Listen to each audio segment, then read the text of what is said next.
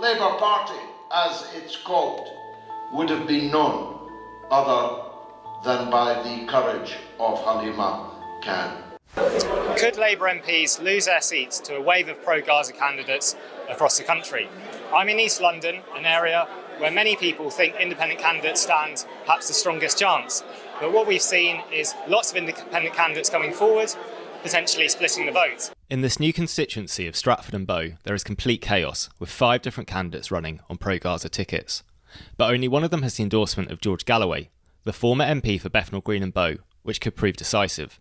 His Workers' Party is backing Halima Khan, who blew the whistle on pro-Israel bias within the Labour Party machine. From day one, I was instructed to mass surveil individuals' social profiles, social media profiles, and go through and find evidence and type in buzzwords such as Palestine. So even if you had mentioned Palestine, you were on our radar. One of the first things that Keir Starmer did was recruit an Israeli spy as a social listener. Now, nobody was allowed to ask what that role was. You know, what is your purpose here? Because then you'd be perceived as anti-Semitic. Galloway believes he can not only hold on to his seat in Rochdale this election, but that outrage at establishment policies over Gaza will sweep his allies to victory. There are millions of people in this country who know that a genocide going on 3 hours flying time away with our country's complicity is a massive election issue. We're watching things on our phones almost in real time. Today is the Eid.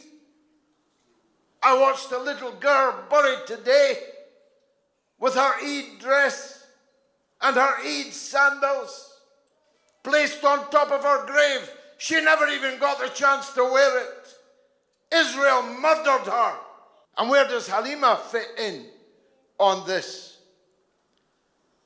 She's not a paper supporter of the Palestinian people. She went there and lived there and worked there amongst the Palestinian people. She could have faced the fate of Rachel Corrie, of Tom Herndl. She could have been flattened by the bulldozers. She could have been sniped by the killers of the occupation force. But we couldn't get her out of there. She wouldn't leave.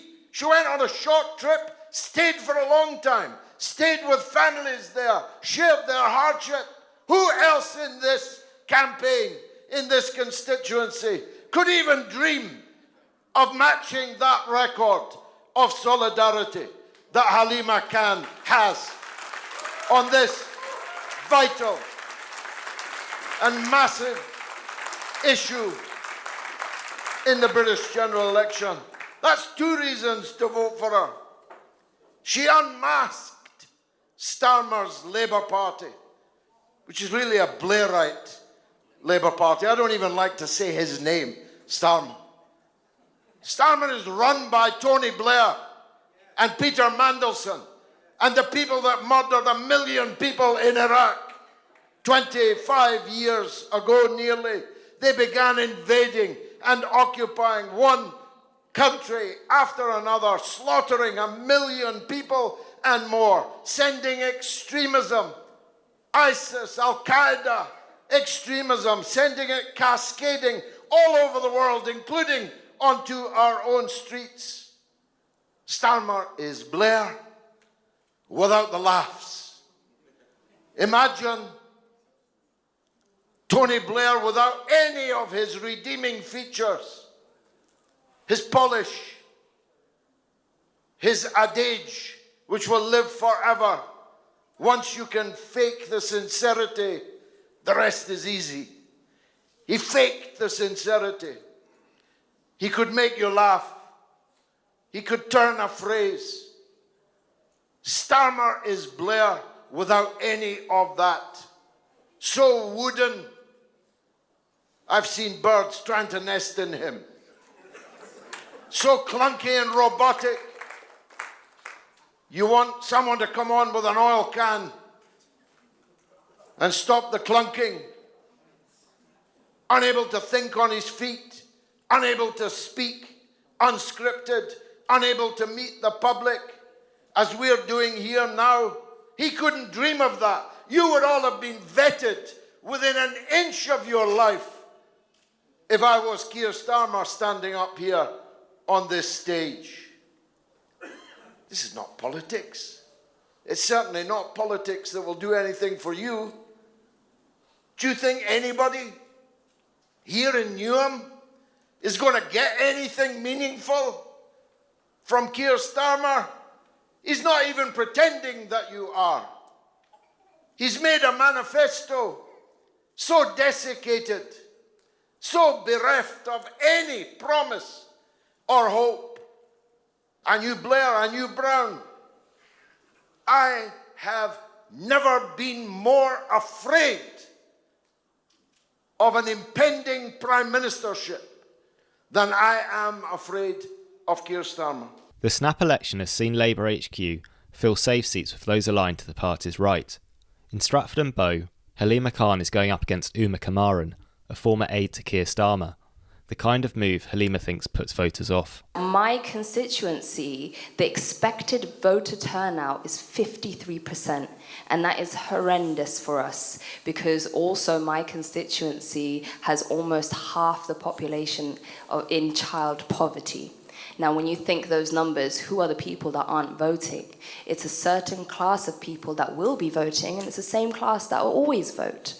Now, for me, the policy that I will introduce as an MP for this constituency, for my constituents, is that I will establish a service where my constituents will be able to vote on key issues that I vote on in Parliament.